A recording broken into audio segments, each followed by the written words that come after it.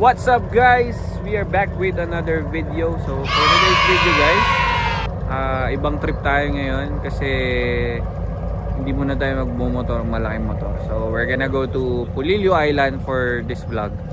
So dala naman natin is small bikes. Hiniram natin yung thank you Sir RD, kay Kuya Paul, kay Kuya Julius. So small bike gaming, syempre 3 Musketeers magkakasama na naman.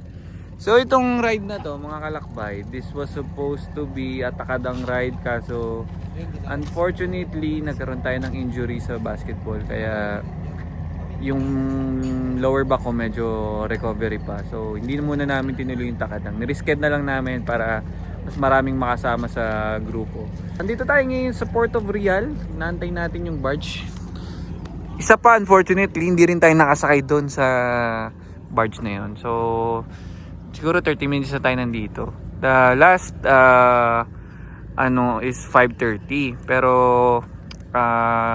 dapat pala mga around 1 nandito ka na para makakuha ka ng slot kasi maliit lang pala yung barge, hindi tayo nakakuha.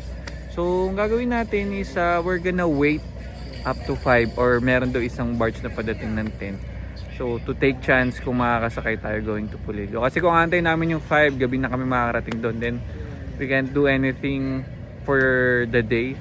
So ayaw rin naman namin mag-general na car kasi lagi na kami nandun. Ito nakikita nyo yung parang boat na yan. That boat is going to Humalig Island. So Humalig, maganda yun kasi yun yung may pink sand. So ano yun, alam ko 7 hours yung biyahe mo bayad dyan sa boat na yan. Tapos tayo I think is 3 hours. So lapit lang. First time ko, pero hindi ko alam kasi parang familiar na yung lugar sa akin. So excited to try new things like the enduro bikes. And thank you Kuya RD, salamat sa pagpapairam ng bike. So yan, ride and come tayo ngayon pero at least now hindi natin dali yung mga big bike. Ano lang, chill lang tayo, magkuha lang tayo ng clips doon. Yan, so yan, inantay na lang natin yung isang tapos take chance, sana makasakit tayo. Let's go! Woo! Good morning, my buntag. Yan guys, so dito na yung Florence. So hopefully dito tayo makasakay. It's currently 11. So nagantay tayo ng almost 6 hours, 7 hours dito nung pagdating natin kaninang 5. So yan, hopefully makasakay tayo. Ito kasi cargo lang, mawalan tao. Pero since yung tayo naman may mga dala tayo ng mga cargo, sinakay na lang din natin yung motor. Baga para as one na lang siya. Yan, tignan natin ngayon. Pag hindi, antayin natin yung 4:30 na biyahe and 5:30. Siguro yun lang yung dito mga kalakbay, yung need yung alamin bago kayo pumunta dito. Kasi buti si Kuya Julius malapit lang, pero isipin nyo kung medyo malayo yung panggagalingan nyo. So not sure kung makakasakay kayo doon sa morning, na yung early morning. So sabi nila dapat daw pag ganun, sobrang aga pa lang, like alas 12 pa lang ng gabi, nandito na kayo to wait for your turn. Kasi kanina nung pagdating namin ng 5, parang pang 12 na kami sa pila. So hindi na talaga kami makakasakay. So tingnan natin ngayon kung mapapasakayin tayo dito sa Florence. Then guys, on the way na tayo sa Pulilio Island. So thank you po ulit. Kalakap, pinasakay tayo dito going to Pulilio. So this is the whole mountains of Sierra Madre. Grabe, mas unreal siya kapag nakita mo siya in person. Sobrang ganda. Ganda. Wow! As in talaga. Beauty of the Philippines. Boy, solid. Angas. Adventure. O, kaming tatlo na naman ang magkakasama. So at least ito, bago to kaysa sa Takadang. Kasi yung Takadang trip natin, napuntahan naman na natin. Buti na lang din. Kumbaga yung natin, hindi naman blessing pero parang tinitingnan ko na lang blessing in disguise kasi natin, nakapunta tayo dito sa Pulilio. So we'll just rest here tapos mamaya hindi ko alam kung anong gagawin natin after natin bumaba ng barge. So update ko kayo guys. Yan guys, so pababa na tayo ngayon dito sa Pulilio. Dito na tayo sa Pulilio Port. After 3 hours. successful ang ating biyahe. So, hindi ko alam kung anong gagawin natin after natin makababa. Pero, let's see later. Alright. The next day. Good morning guys! So, welcome to our day 2 of our Polillo trip. Day 2. Yan, good morning, good morning. So, kahapon, pagdating natin, we arrived here sa bahay nila Kuya Julius ng mga around 6 or 7. Tapos, nag-dinner na kami diretso, pahinga. Tapos, di na muna kami gumawa ng activities kahapon para today natin gagawin. So, ngayon, we're gonna load the bikes. Tapos, balak namin is mag-iikot kami sa beach, get ng shots ng drone. Tapos later, we're gonna go dun sa may beach para mag-motocamp. So yan, full day ahead kasi pagsasama-samahin natin yung mga gagawin natin for this day. Pakita ko sa inyo yung ganda ng Polillo. Yan. Tara, unload muna tayo. Let's go! So we are now on the way sa hindi ko alam kung saan tayo pupunta pero this new setup ng gagawin natin, ano lang tayo, naka Insta360, gonna tour the Polillo Island with Snake brand na pampalamig sa likod. Tara, pakita ko sa inyo yung beauty.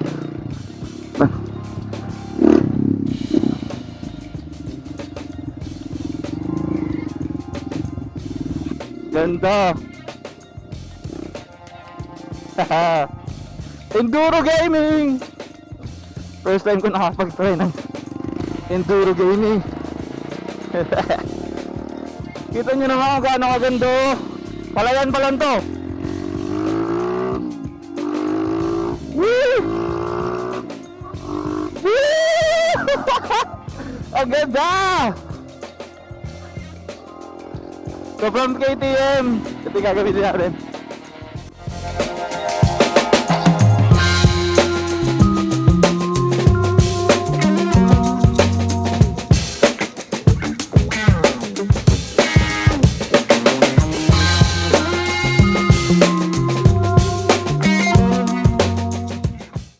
Yan guys, nandito na tayo ngayon sa beach. Wow. Dito tayo ngayon sa beach, dito tayo magdo-drone shot. Wow. Angas. Wish! Polillo baby. Ha! Ang ganda! Wow!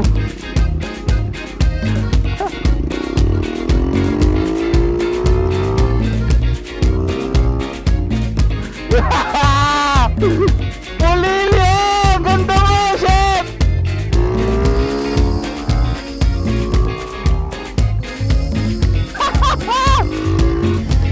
Woo!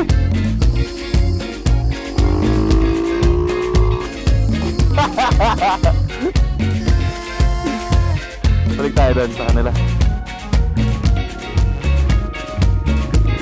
Yes sir!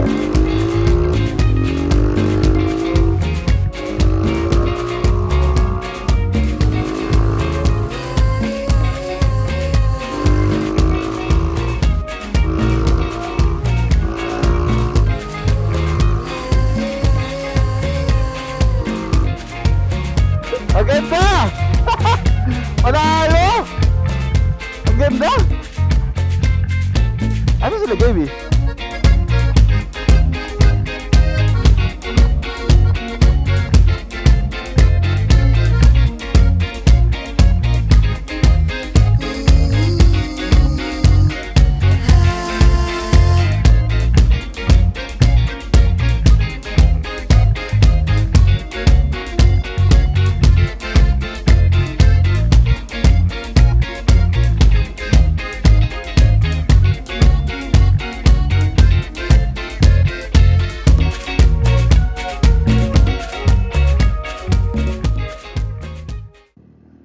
So we're gonna go sa next side ng try natin ngayon. Kabilang part naman ng beach. So first beach lang yung kanina.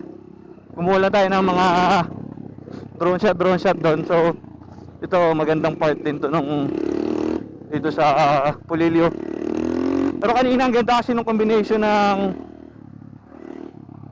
dagat and coconut trees. Laking ginawa din pala pag naka-enduro. Kasi ang baba and ang gaan.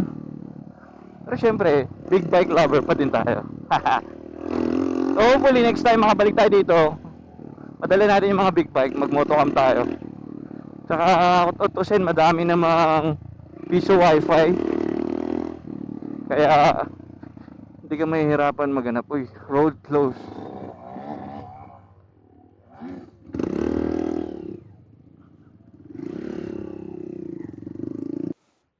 Wow, ang ganda. Kuya, ano tawag dito? Sa beach na to? Languyin. So, dito tayo sa Languyin part ng Pulilio. So, kabilang side to. Hindi ko alam kung nasan tayo bumaba kahapon. Pero, very nice. Very nice. Mababa yung tubig. Feeling ko yung tubig umaabot dito sa side na to. Pero, punta tayo doon sa may kabilang part. Hanggang sa may dulo. Ganda. Nakaka-relax yung ano. At least, new scenery. Hindi tayo nagtakadang pero may new scenery tayo nakita. Tara, punta tayo ngayon doon sa kabila. Let's go! Dahil buhangin, hindi ganun kalambot. Pababa lang. Uy, seaweed. Si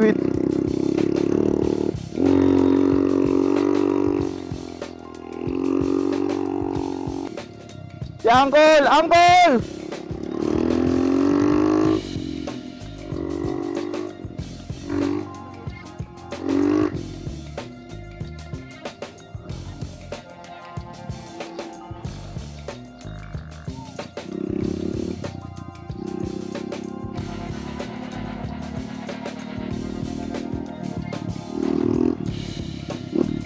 Whee!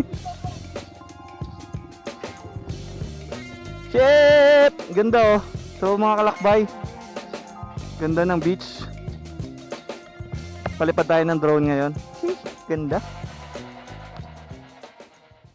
Yan guys, so pabalik na tayo sa bahay ngayon. So after naman ito, load up na namin yung bike din. Yun nga, diretso na kami doon sa isla. So see you doon sa bahay.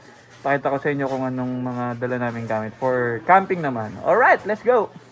Okay guys, on the way na tayo sa first island. You know, it's there. Ganda. Let's go. Dito na tayo ngayon sa tag dito. Pulong Kukok. So this is the sandbar. Pero maliit na lang. Tinabutan natin. Pero yung sandbar daw na to hanggang stretches up to doon. So yun ang trip kasi kanina motor, tas ngayon dagat naman. So siguro things to do in Pulilio, isa to sa mga things na pwede nyo puntahan, itong sandbar. Then katulad namin, nagdala kami ng motorcycle. Pwede rin yung big bike, pero kasi yung mga maliliit na motor, kasya naman siya dun sa may pick up. Pino. Hey. Yeah. O yan man dyan, no? Hey. So, napunta na Drew Arellano, no? Yeah. Napunta na si Drew Arellano dito. So, yung sandbar ko hanggang saan? Hanggang dun. So, nakikita nyo dun, yun know, angas. Nakikita nyo dun sa side na yan na beach. Diyan tayo galing kanina. So, kita nyo, from motor. Nasa ano naman tayo ngayon. So, complete adventure. Complete adventure to. Tapos mamaya, pag nakikita nyo dun, hindi ko alam saan tayo galing. Ayun, yun. Doon tayo mag-stay for the night. Diyan tayo magka-cap off ng ating Pulilio adventure sa Burger Island. Burger Island na kuya, Burger Island. So yan, mga kalakbay. Enjoy muna namin to. Enjoy. Woo! Balik ko.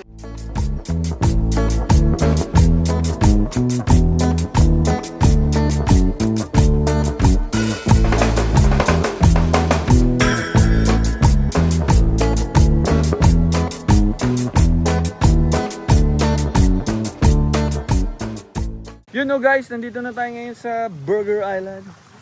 So, dito tayo yung campsite natin.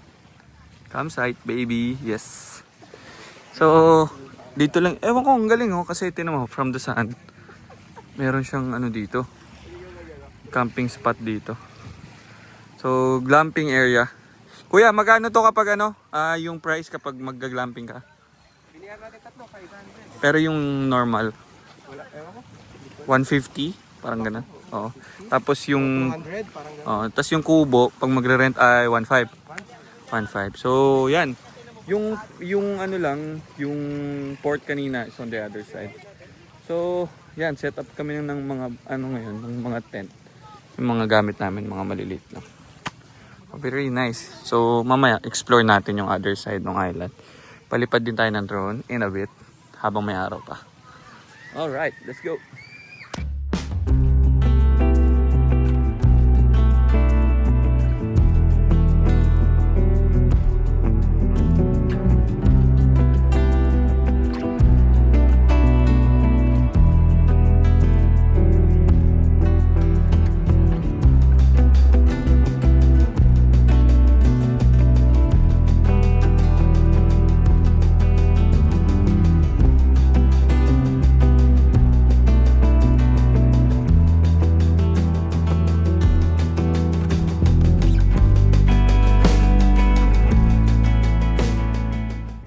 Yun o, so tapos na tayo mag-setup. Setup natin yung mga tent natin facing the view syempre. So, yan, early dinner. Para mamaya chill na lang. Ang ganda kasi ang lamig.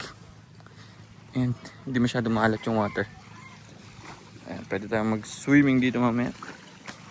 Tapos, hindi na ako nakaikot kasi yung drone sumabit na naman. Pero at least nakakuha na tayo ng clips para dun sa dito sa Burger Island. So, yan, that caps up the day sa ating Polillo adventure.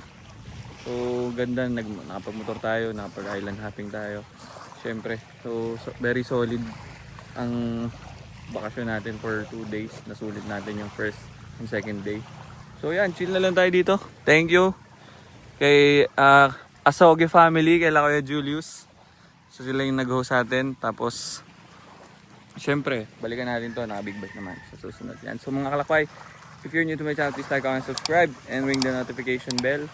So abangan nyo kung ano pa yung gagawin natin pagbalik natin dito. May mga pwede pa tayong gawin next time, sabi ni Kuya Julius, na hindi natin ginawa ngayon sa trip na to. Kaya sa mga kalakway, don't forget to stay safe and peace out. Oh!